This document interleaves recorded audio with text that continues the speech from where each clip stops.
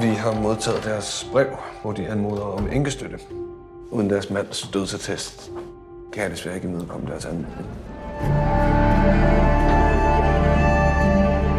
Min mand forsvinder ikke bare.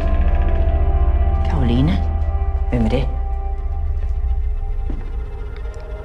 Jeg er hendes mand.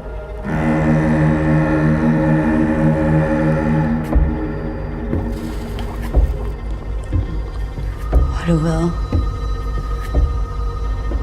Så jeg har fået et nyt liv. Og en forladelse. Verden er et frygteligt sted. Men vi bliver nødt til at tro på, at det ikke er sådan. Hvorfor skulle du hjælpe mig? Hvem skulle ellers gøre det?